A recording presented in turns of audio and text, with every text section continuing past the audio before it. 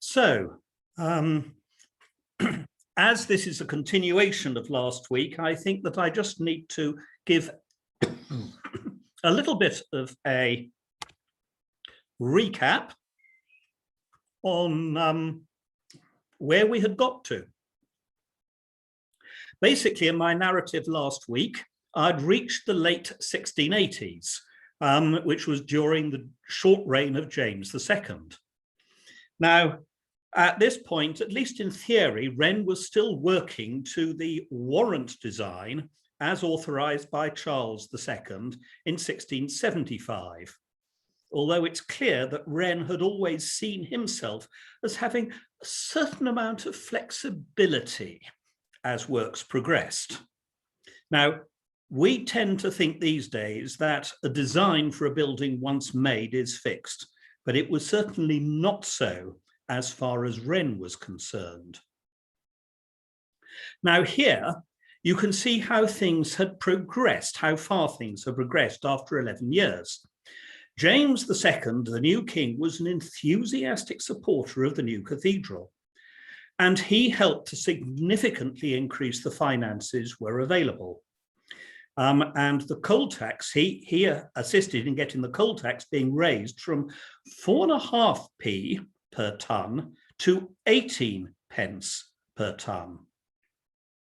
It was probably due to King James that 2 chapels were added to the West End, beyond the point where the building had so far reached. And above the chapels, Wren added 2 libraries, although only one was ever fitted out like that, the other hosting the great model. Was probably the addition of the libraries that inspired Wren to add the screen walls, helping to give the building a very uniform appearance. So here we're now seeing the revised design of around 1685 to 1687. And this was partly inspired by what Wren knew then from drawings and engravings of Jules Hardouin-Mancer's domed church of Les Invalides in Paris, begun in 1677. Indeed, Charles II, on a visit to Paris in 1678, had specially obtained drawings of the dome and had these sent on to Wren. So here we can see a comparison of the 2 designs.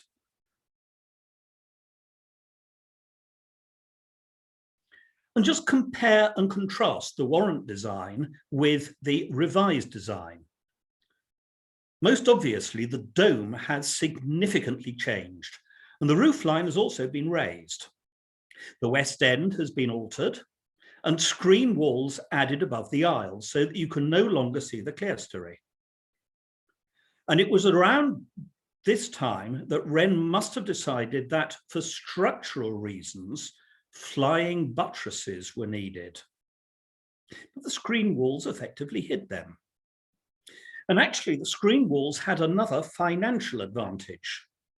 Because they hid the clerestory, it much reduced the need for decorative stonework, which was embedded in the main structure, and so speeded up the construction of the nave.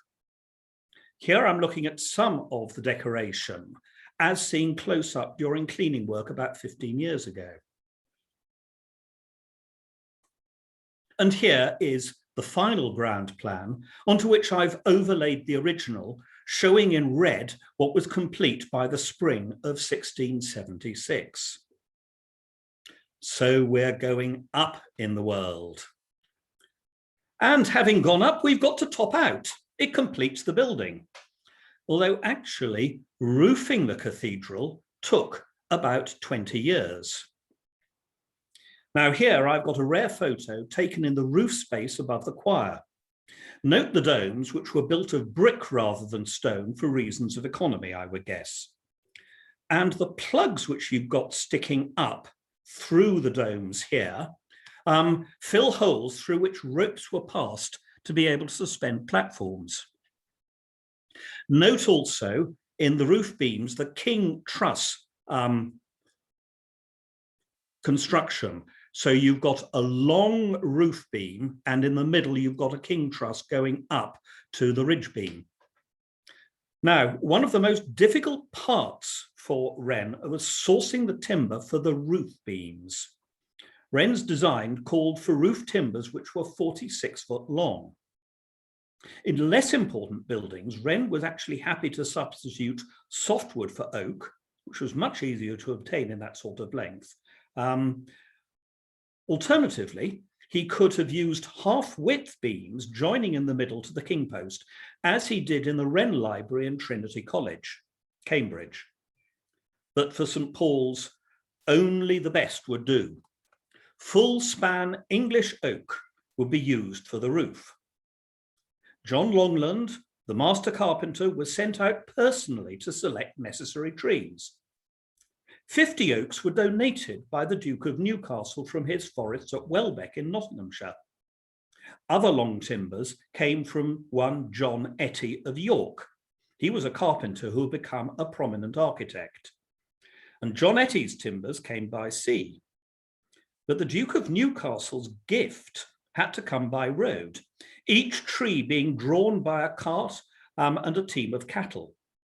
There were no rivers where a 50-foot boat could navigate. The Duke's kind gift ended up as expensive as the commercial transaction with John Etty of York. Now, this longitudinal section engraving shows the roof trusses and a particular problem. When Wren added the two libraries at the west end here, he created a large saucer dome between them with an enlarged first bay of the nave, and this caused a problem for the roof. The crown of this enlarged dome was higher than the level of the tie beams to the roof. So Wren and his carpenter devised a novel lifted tie beam structure with scissor beams back to the top of the walls for this part of the roof, to avoid having to raise the whole of the roof line. So let's just see how the roofing progressed. A temporary wooden screen was erected at the west end of the choir to make it weathertight in 1694. By December 1697, the first service was held. 1701, the focus on the dome intensified, but it was yet another 8 years before the roof was finally complete.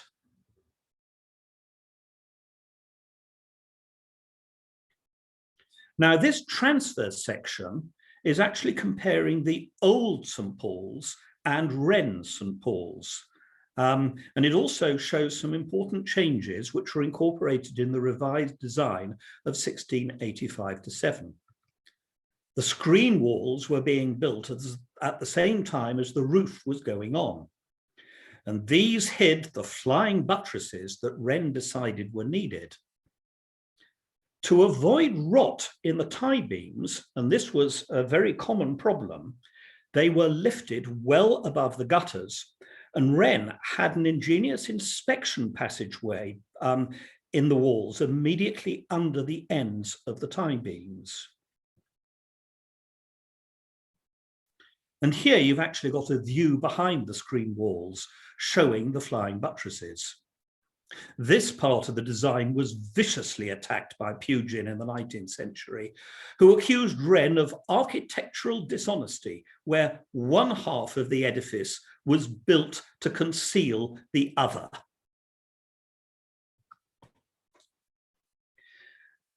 But you cannot think of St. Paul's without thinking of the dome. Right from the start, Wren had seen a dome as being the most important part of his concept. And this was to be the largest dome in England.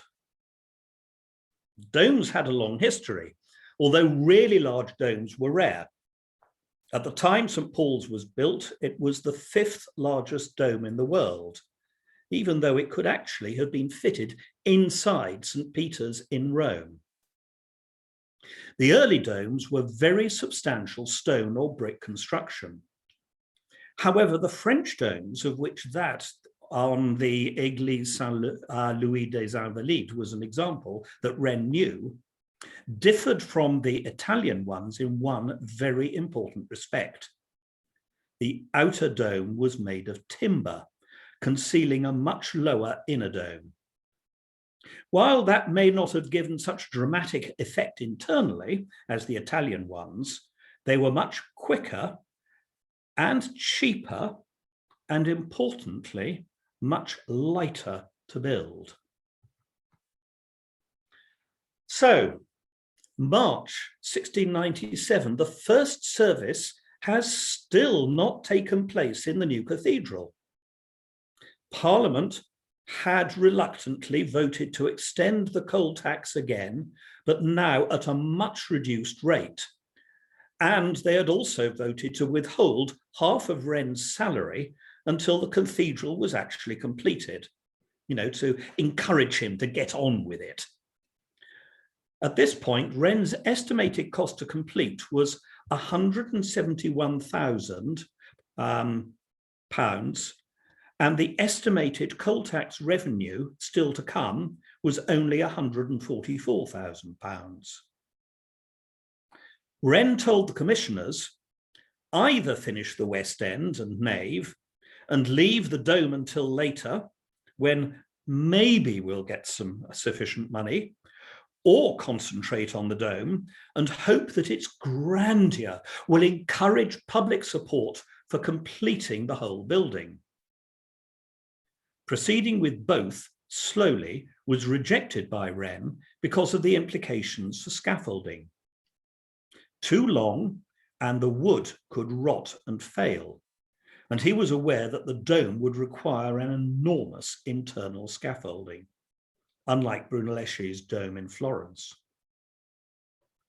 But I have to backtrack a bit.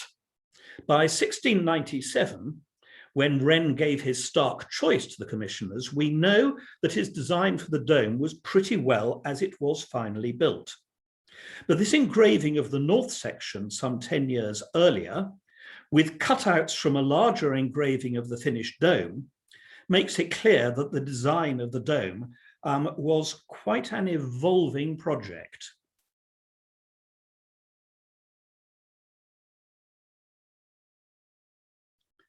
Here is an interesting comparative drawing about 1690 from Wren's office, which compares Santa Maria, Florence, and St. Peter's in Rome. By now, Wren was getting very concerned about the weight of the dome. It had become clear that the foundations that he had so confidently built some 20 years earlier were embarrassingly insufficient, and the building was beginning to settle. Although actually the very slow speed of construction in this respect was a help, because the gradual settlement was apparent before the dome was put on the top. So here, the central section of the building with its massive 8 piers was heavier than the transepts, choir or nave, and it was sinking faster than them. So a lightweight dome along the French lines became absolutely imperative. But a timber outer dome could only support a timber lantern. And that was likely to be a disappointing crown. And it would also represent a maintenance nightmare. Now, remember that Wren was a founder member of the Royal Society, along with his good friend Hooke. From Hooke's diary, we know that he frequently met with Wren, and that one of their topics of discussion was the correct shape for arches and domes. Hooke published a hypothesis as an anagram in Latin in a book on helioscopes in 1675. This was a popular way of being able to prove that one had authorship of an idea without actually giving it away. But when this anagram was deciphered, it reads, ut pendet continuum flexile, sic stabit continuum rigidum inversum. In other words, as hangs the flexible line, so that inverted will stand the rigid arch. The equations for actually calculating the form of any arch or dome took over 100 years more to be discovered, but Hooke had already found a perfectly practical way of solving it simply by using a model. Wren's design finally evolved into a novel triple dome design, with an inner brick parabolic conoid forming the interior dome, a middle brick cone to support the stone lantern. By having a brick dome, he could support the 900-ton weight of the stone lantern, and an outer wooden dome for the skyline. This quarter section is a 1675 drawing overdrawn by Wren and Hawksmoor with a peristyle round about 1694. So you can see there the outline of the peristyle. In October and November 1693, the accounts show that his ideas were turned into large-scale models in stone so that they could be properly tested. Sadly, these models have not survived. But let's just have a look at the overall structure of the dome as it now exists on top of the stone peristyle. That's the colonnaded ring itself, supported on 8 massive pillars.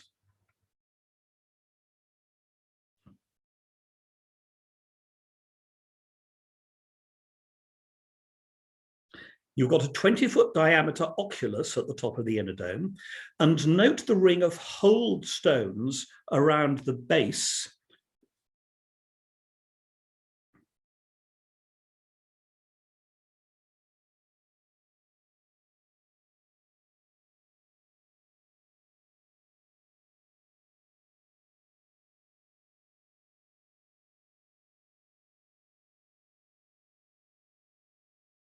And here we are, having seen the way that the different parts of the dome actually all fit together, and how from the top right down to the bottom, there is a visual sightline. While the dome was being built, Wren, now in his 70s, was hauled up in a basket 2 or 3 times a week to monitor progress. In 1708, when he was 76, he watched as his son fixed the last stone in position on the lantern.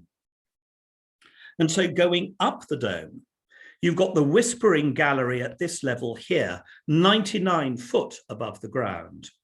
You've got the Stone Gallery on the outside, 173 feet above the floor level. You've got the Golden Gallery up here, which is 280 feet. And finally, the top of the Ball and the Cross, 356 feet up. And even today, from the Golden Gallery, you can get a stunning view over London. Here, I'm looking at the oculus at the top of the inner dome. Unfortunately, this is a part of the cathedral which is now no longer open to the public. And here we're looking at some of the structure inside as you're making your way up to the Stone Gallery and to the Golden Gallery. And you know, I mentioned those, the stone wall at the base of the cone with the holes in. And I think it's a wonderful sight inside the dome there. And here we are in the Whispering Gallery, looking towards the choir. And looking up in the same direction, you can see the massive supporting pillars. So you've got this ring of 8 pillars all the way round supporting this dome. Periodically, since the beginning of the build by Sir Christopher, there have been questions about the safety of the enormous grand structure. The combined weight of the dome and the 8 piers was at one point calculated to be about 67,500 tons. By 1900, the main concern had been focused on the question of whether the masonry was still capable of holding it up. And a commission was formed in 1907, and careful measurements and monitoring took place alongside a considerable amount of repair to the stonework. The stone itself was cracking and in some cases in danger of falling away. The building was plumbed and found to be the dome was plumbed and was found to be 5 3/4 inches out of true. And here, this diagram here is showing in an exaggerated form how the level at the peristyle had become distorted. Due to these concerns, another commission was formed in 1921 to consider what to do. The most dramatic moment came on Christmas Eve in 1924, when the Dean and Chapter of the Cathedral were served with a dangerous structure notice and were told that the cathedral was to be closed with immediate effect and to remain closed until the 8 piers had been completely rebuilt. You can imagine the panic of receiving such a notice on Christmas Eve. The Commission decided to publish its second interim report on the 29th of December, and details were also published in the Times. The architect welcomed the fact that a dangerous structure notice had been served on the grounds that it drew public attention to the problems and the need for cash. And it came at a timely moment as a tribute to Wren. The architect noted that the public response had been magnificent, but that there was a disappointing rumour that the consolidation would be by grouting by liquid cement. They would have preferred a complete rebuild. And the architect repeated this view a week later, as they were confident that the money could be found to cover the full costs. Didn't happen. The final report of the 1921 Commission was issued in February 1925.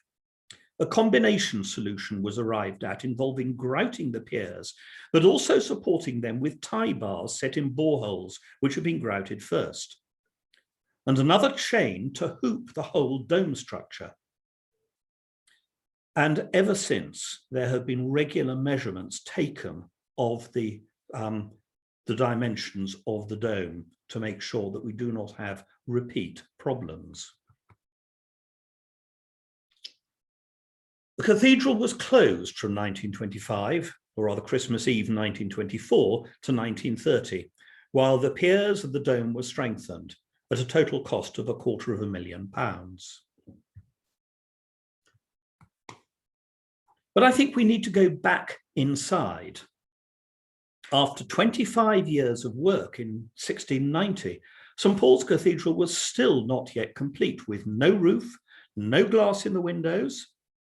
To secure further funding from Parliament to complete this build, Wren was first required to finish the choir, the main part of the eastern wing of the cathedral, where the choir still sing from today. So by the end of 1694, the choir was sufficiently weathertight for the carpenters to begin constructing the stalls, according to the plans made in the previous year, and also to construct a weatherproof temporary wooden wall across the end of the choir. Not everything in those 1693 plans were actually built. The reredos canopy, for example, never got further than a model. Here we have a study for the central and end portions of the stalls, drawn by Nicholas Hawksmoor around 1693. The elaborate bishop's throne at the east end of the south range of stalls was carved by Grindling Gibbons in 1696-7. It was in some ways a substitute for the reredos canopy. It was used by the Bishop of London on grand state occasions, but on other occasions, the bishop occupied the central stall in the south side. And here you can see the grand ceremonial stall, and there's the central stall, which was used more frequently. At the service of Thanksgiving attended by Queen Anne in December 1706, both Houses of Parliament, the Lord Mayor and aldermen of the city with their wives and servants occupied the principal stalls and the middle and upper galleries. The middle and upper galleries on both sides of the choir could accommodate at least 100 people.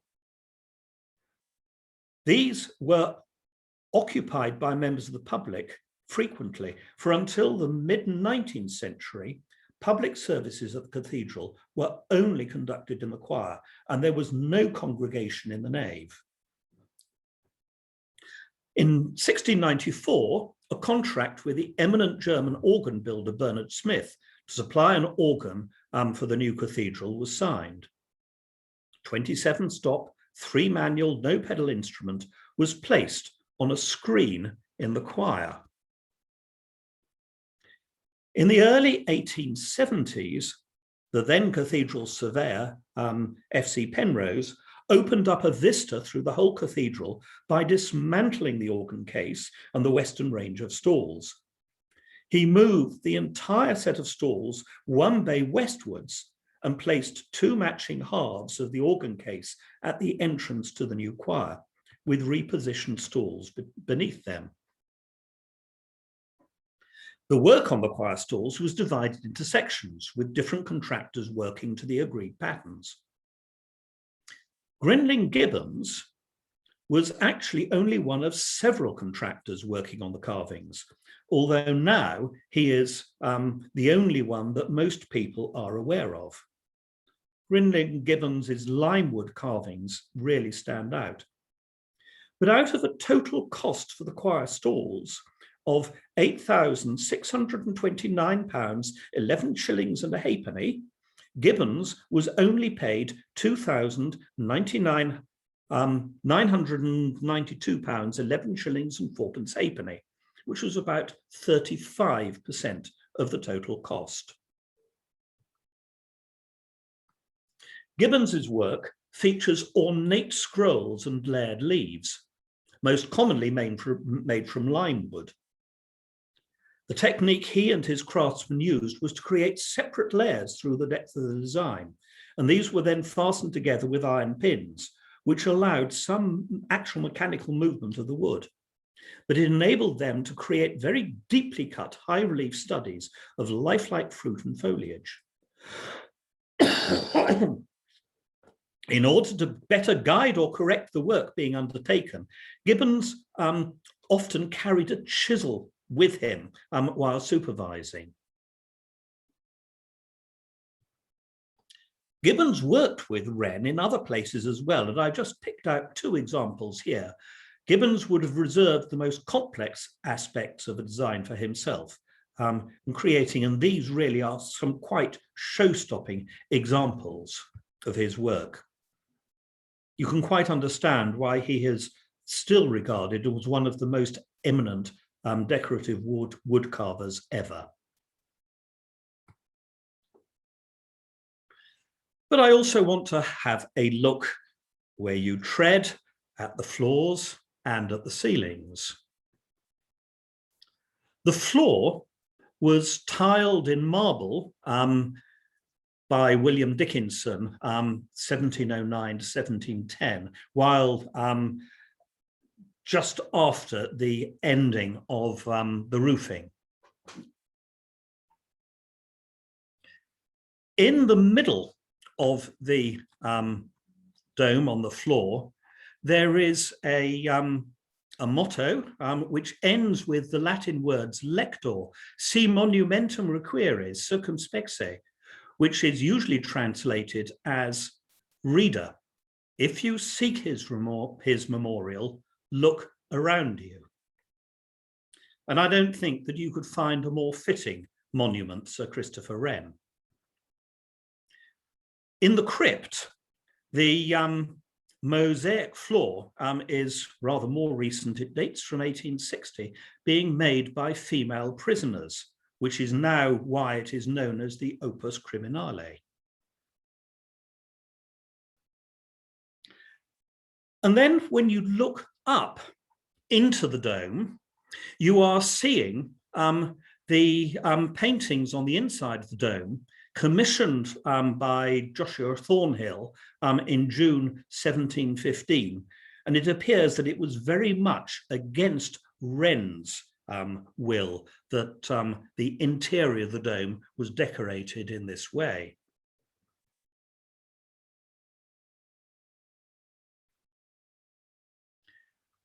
We don't know exactly what Wren would have done had he had a free hand, but this photograph of the inside of the dome of the great model, I think, gives some indication of the sort of decoration which Wren would have been angling for. But nowadays, as you look up in the choir, you can see the stunning, rich mosaics of William Blake Richmond. He was a British painter, sculptor, and designer of stained glass and mosaics. These are a lot more modern. They date from the 1890s, 200 years after the choir was first used. Influenced by the vibrant colours of Byzantine and early Christian work in Italy, Greece, and Egypt, Richmond designed these bold, colourful mosaics for the cathedral choir and apse. When completed, the newly remodelled choir and apse met with public controversy. The mosaics were being criticised as not being traditionally British and did not belong in a cathedral. There was a continual debate throughout the 1890s, partly reflecting a high-low church debate between ornament and plainness. In 1882, William Blake Richmond had given a lecture on monumental decoration in which he criticised the bland decorations in many British churches. He viewed the churches as being caves of whitewashed sepulchres, uncoloured, or if coloured at all, only in parts, patchily and with little general idea of design. But 10 years later, he was able to put his theories into practice when he started work on the choir and apse of St. Paul's Cathedral, which he worked on until 1904. And I want to turn a little bit to the bells, the clocks, and telescopes. The southwest tower of St. Paul's houses Great Paul, which until the 2012 Olympics was the largest bell that had ever been cast in the British Isles, weighs 16.5 tons. Sadly, Great Paul has not sounded for several years now because of a broken chiming mechanism. But you can see the size of the bell here as it leaves Loughborough from Taylor's casting works in 1881. There are also 3 clock bells. The largest, Great Tom, weighs over 5 tons, and as well as striking the hours, is tolled on the death of senior members of the royal family, the Archbishop of Canterbury, the Bishop of London, the Dean of St. Paul's, or the Lord Mayor of London. Great Tom is actually in its second life, having been recast from a bell hanging in the Palace of Westminster, the recasting being done in 1699.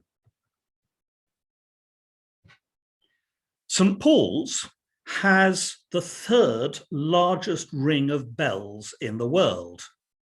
Cast in 1878, there are 12 change-ringing bells which hang in the northwest tower of St. Paul's. The largest ring of bells is actually the Swan Bells in Perth, Australia, with 18, 12 of which came from St. Martin in the Fields in 1988 as a donation to celebrate the Australian bicentenary. The largest ring of all is 19 bells in Christchurch Cathedral in Dublin. But the bells in St. Paul's were silenced for much of 2017. They were taken back to Taylor's Bell Foundry in Loughborough in January, given a thorough clean and retune, before being blessed and rehung at the end of the year. And here you can see the same bell before and after the cleaning. What a difference. The original clock in St. Paul's was installed in 1706, being built by one Langley Bradley. It was replaced by the present clock made by Smiths of Derby in 1893. But the original clock featured in claims of fraud and abuse of power, which were levelled at Wren by the new dean who was appointed in 1707, Dr. Godolphin. And rows, wrangling between the new dean and Wren, I'm afraid to say, marred the last few years of his life. Now, a short diversion. Hooke, a great friend of Wren, collaborated in the history of science, and the monument to the Great Fire, built between 1673 and 1679, was intended to be not only a memorial to the devastation wreaked by the fire, but also an experimental site and a scientific instrument in its own right. While the monument was designed by Hooke, it was ratified by Wren at various stages in his capacity as surveyor of the king's works. 200 feet high, with a gilded flaming urn at its pinnacle, the monument was designed as a hollow pillar with the intention that it would house an enormous vertical zenith telescope. Under the base of the monument, there is an underground laboratory that was created with enough room for several experimenters to record their observations. If you're now lucky enough to find yourself in the empty room at the base and look up, you'll see that there's a metal grate in the ceiling through which there is a clear view right to the top of the column. Hooke installed lenses at the top and the bottom of the column, thus completing this vertical zenith telescope. But unfortunately, vibrations from the nearby roads made precise astronomical measurements impossible.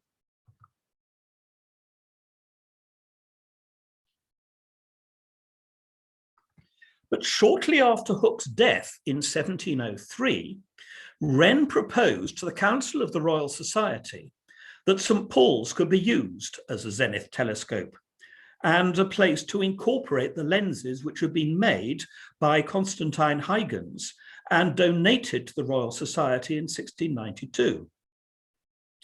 We don't know for certain where in the cathedral Wren had in mind, other than that he had said that he was going to use the Great Stair on the south. But it may have been where the Dean's Stair now lies in the southwest tower. There is an oculus at the top of that tower. And intriguingly, at the time when Wren made his proposal to the Royal Society, there were actually no stairs in the tower. They were not installed into the tower until a year later in 1705, as was conclusively shown when the stairs were being repaired in 2005, as the original stairs were manifestly not built as part of the tower structure, but notches for them had to be cut into the walls of the tower, and they were then wedged in place with iron wedges. Like its predecessor, St. Paul's has faced catastrophe of one sort or another, but it has managed to survive. Almost exactly 108 years ago, a suffragette bomb on the 8th of May, 1913. An explosive machine was found near the bishop's throne in the chancel of St. Paul's Cathedral, a few minutes prior to the celebration of early communion. And there is now no doubt in the minds of the authorities that the contrivance was designed and placed there by someone associated with the militant suffragist movement. The explosive was nitroglycerine, and the Keen's mustard tin with the arming switch still in situ has survived and is on display in the City of London Police Museum. I should add that the bomb had been so placed that if it had gone off, it would have destroyed the bishop's throne and part of the choir, and may have caused a destructive fire. Fortunately, the mechanism failed.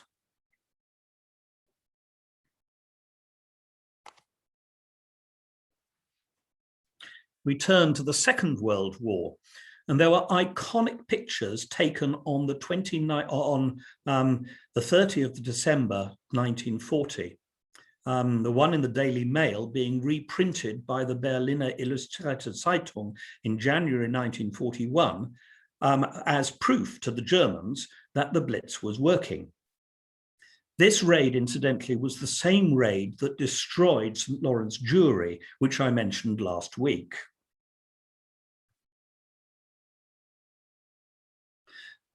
Earlier that year, in October 1940, St. Paul's had actually received a direct hit. And this is above the choir. And here you can see a part of the, whoopsie, a part of the, one of the domes in the choir. Here in this earlier photograph, I'm actually highlighting the angle of view of that picture.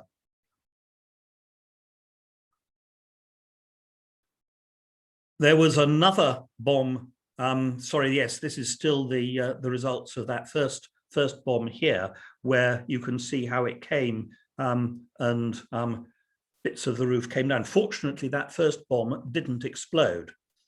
Another one, however, did explode coming through the north transept and blew its way into the crypt. Here you can see the devastation around St. Paul's at the end of the war.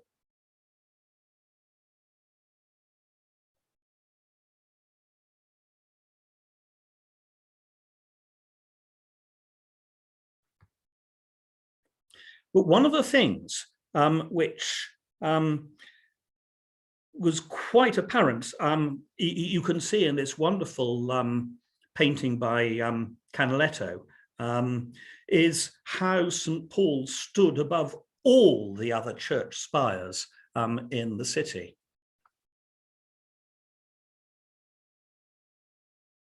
And here I've got a detail out of this taken during conservation of this painting in 2015. But just look at how clear all the vistas are there. Nowadays, it is much more restricted. There are only a few places where you still have a good, unrestricted view of St. Paul's Cathedral. And here I'm showing where there are tall buildings which have been built since the year 2000, all of which I think are taking away from the view. So here I'm looking from Greenwich Park, and St. Paul's is just a speck on the horizon there.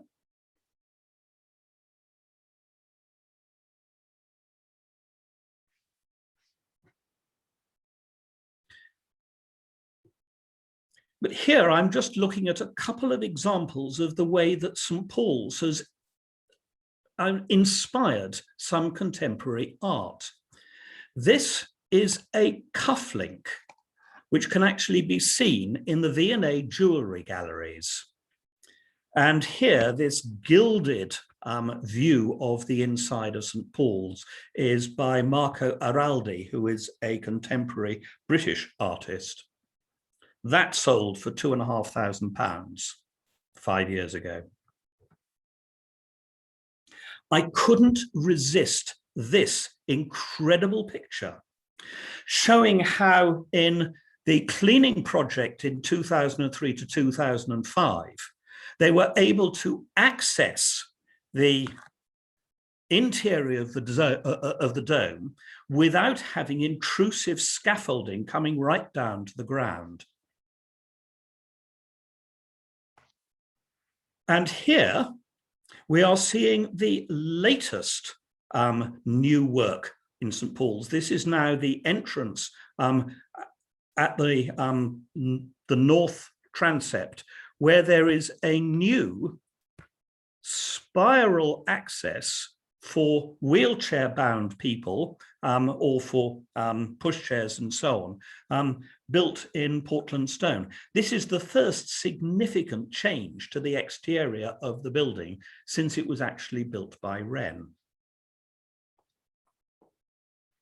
And here, the Daily Mail, a couple of months ago, published an analysis of the most beautiful buildings in the world, which was done by assessing the number of times you could find the golden ratio in the proportions of the building. And Wren's St. Paul's Cathedral, out of the 100 buildings around the world which were analysed, came out as being number one. And there, I think I have come to the end of my pair of talks on St. Paul's. I could have said a lot more, but I guess that by now you are feeling fairly punch drunk with all the new thoughts which I've actually been sending to you.